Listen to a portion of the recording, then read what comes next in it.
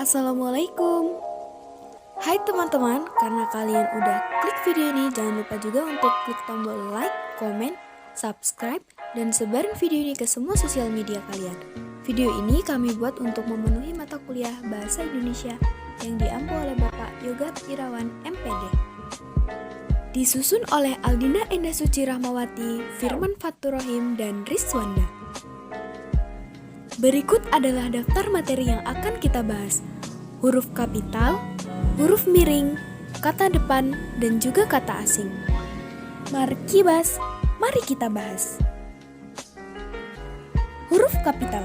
Huruf kapital berdasarkan pedoman penulisan tanda baca sesuai dengan keputusan Menteri Pendidikan dan Kebudayaan Republik Indonesia nomor 054A atau 1987 tentang penyempurnaan PUB. 1. Huruf kapital atau huruf besar dipakai sebagai unsur pertama kata pada awal kalimat, misalnya dia mengantuk. 2. Huruf kapital dipakai sebagai huruf pertama petikan langsung, misalnya adik bertanya kapan kita pulang. 3. Huruf kapital dipakai sebagai huruf pertama dalam ungkapan yang berhubungan dengan nama Tuhan dan kitab suci, termasuk kata ganti untuk Tuhan, misalnya Tuhan Allah Maha Pengasih dan lain-lain. Jangan lupa perhatikan format penulisannya ya. 4. Huruf kapital dipakai sebagai huruf pertama nama, gelar kehormatan, keturunan, dan keagamaan yang diikuti orang, misalnya Mahaputra Yamin dan Sultan Hasanuddin. 5. Huruf kapital dipakai sebagai huruf pertama unsur nama, jabatan, dan pangkat yang diikuti nama orang atau yang dipakai sebagai pengganti nama orang tertentu, nama instan atau nama tempat, misalnya Wakil Presiden Adam Malik dan Perdana Menteri Nehru. 6. Huruf kapital dipakai sebagai huruf pertama unsur-unsur nama orang, misalnya Amir Hamzah dan Dewi Sartika. 7. Huruf kapital dipakai sebagai huruf pertama nama bangsa, 8. suku, bangsa, dan bahasa, misalnya bangsa Indonesia, suku Sunda, dan bahasa Inggris. Hari raya, hari biasa, dan peristiwa sejarah. Contohnya, tahun Hijriah. Hijriah karena nama tahun, makanya menggunakan huruf kapital. Tarik Masehi, bulan Agustus, bulan Maulid, dan juga hari Jumat. 9. Huruf kapital dipakai sebagai huruf pertama nama geografi. Contohnya, Asia Tenggara, Banyuwangi, dan Bukit Barisan. 10. Huruf kapital dipakai sebagai huruf pertama semua unsur nama negara, lembaga pemerintahan dan ketatanegaraan, serta nama dokumen resmi kecuali kata seperti dan. Contohnya nih, Republik Indonesia, Majelis Permusyawaratan Rakyat, Departemen Pendidikan dan Kebudayaan. Perhatikan penulisannya. Semuanya menggunakan huruf kapital, tapi kata dan tidak menggunakan huruf kapital. 11. Huruf kapital dipakai sebagai huruf pertama setiap unsur bentuk ulang sempurna yang terdapat pada nama badan, lembaga pemerintahan, ketatanegaraan, serta dokumen resmi. Contohnya seperti Perserikatan Bangsa-Bangsa dan Yayasan Ilmu-Ilmu Sosial. Kata ulangnya juga menggunakan huruf kapital ya, tapi nggak semua, cukup di awal saja. 12. Huruf kapital dipakai sebagai huruf pertama semua kata, termasuk semua unsur kata ulang sempurna. Di dalam nama buku, majalah, surat kabar, dan judul karangan, kecuali kata seperti di, ke, dari, dan yang untuk yang tidak terletak pada posisi awal. Misalnya, saya telah membaca buku dari Ave Maria, Jalan Lain ke Roma. Nah, perhatikan huruf kapitalnya. Kata yang mengawali kalimat baru itu harus huruf kapital.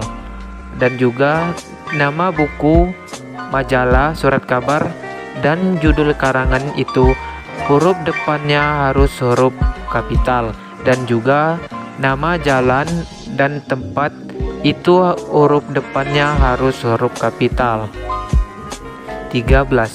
Huruf kapital dipakai sebagai huruf pertama unsur singkatan nama, gelar, pangkat, dan sapaan, misalnya DR. Huruf D itu kapital dan R-nya itu kecil, karena itu singkatan dari doktor. Doktor merupakan satu kata.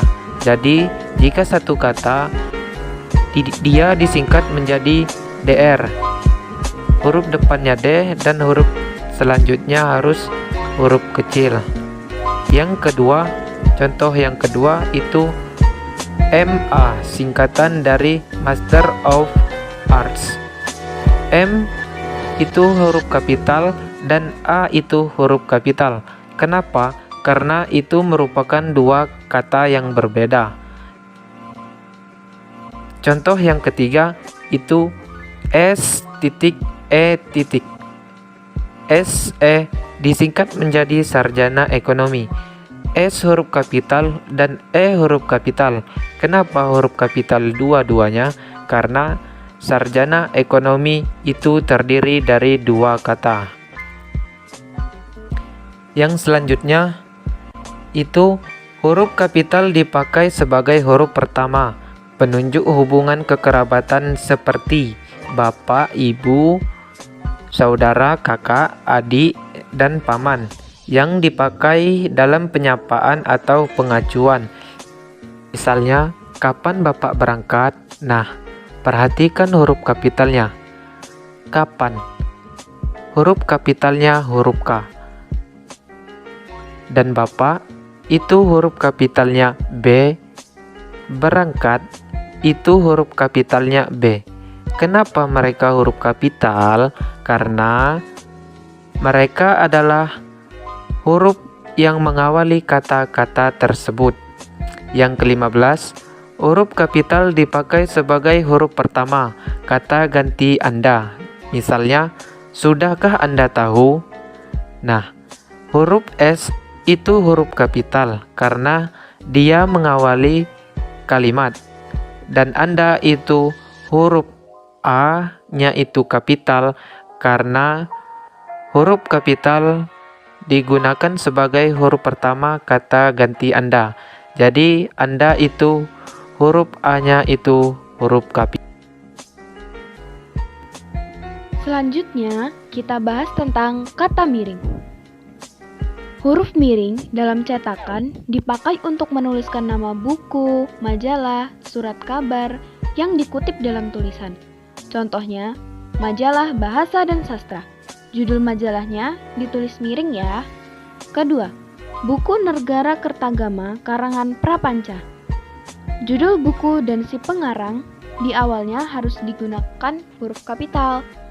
Surat kabar Suara Rakyat. 2. Huruf miring dalam cetakan dipakai untuk menegaskan suatu mengkhususkan huruf, bagian kata, atau kelompok kata. Contohnya, huruf pertama kata abad adalah A. Dia bukan menipu, tetapi ditipu. Bab ini tidak membicarakan penulisan huruf kapital.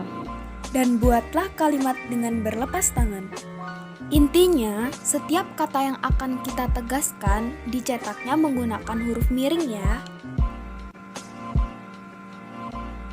Huruf miring dalam cetakan dipakai untuk menuliskan nama ilmiah atau ungkapan asing, kecuali yang telah disesuaikan ejaannya. Contohnya, nama ilmiah buah manggis adalah Carcinia mangostama. Karena Carcinia mangostama adalah nama ilmiah, jadi penulisannya menggunakan huruf miring. Kata depan. Kata depan di, ke, dan dari ditulis terpisah dari kata yang mengikutinya, kecuali di dalam gabungan kata yang sudah lazim dianggap sebagai satu kata seperti kata kepada dan daripada. Misalnya, kain itu terletak di dalam lemari. Kata kain, huruf kapitalnya itu huruf K, karena huruf K berada di depan dan huruf K juga yang mengawali kalimat tersebut. Yang kedua itu bermalam sajalah di sini.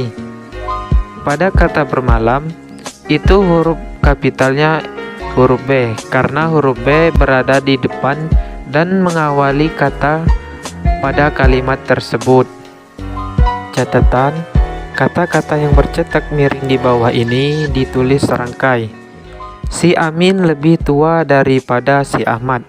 Si huruf S-nya itu huruf kapital karena huruf S itu mengawali kalimat, dan Amin huruf kapitalnya A karena Amin merupakan nama orang, dan nama orang itu harus diawali dengan nama huruf kapital. Lebih tua daripada si Ahmad. Ahmad huruf A harus huruf kapital karena Ahmad merupakan nama orang. Titik. Kami. Setelah titik itu harus diawali dengan huruf kapital kembali, seperti kami percaya. Kami huruf kapitalnya itu huruf K karena huruf K mengawali kalimat, dan sebelum huruf K itu ada huruf titik. Jadi huruf K yang mengawali kata kami itu harus huruf kapital. Kami percaya sepenuhnya kepadanya. Titik. Setelah titik harus diawali kembali dengan huruf kapital, seperti kesampingkan saja. Kesampingkan itu huruf kapitalnya huruf K karena huruf K mengawali kalimat tersebut. Kesampingkan saja persoalan yang tidak penting itu. Kata asing. Kira-kira gimana ya format penulisan kata asing? Format penulisan kata asing yang pertama harus ditulis miring, yang menandakan bahwa itu adalah istilah asing atau bukan bahasa Indonesia. 2. Istilah asing bisa digunakan untuk upaya memperhalus makna kata-kata, misalnya cleaning service. Hal ini dipandang lebih halus daripada menggunakan istilah tukang kebersihan. 3. Istilah asing digunakan jika diartikan dalam bahasa Indonesia akan mengurangi makna sebenarnya. Contohnya, Windows, Microsoft Office, server, client, dan juga port. Hal ini jika diterjemahkan dalam bahasa Indonesia pasti akan mengubah makna yang sebenarnya. 4.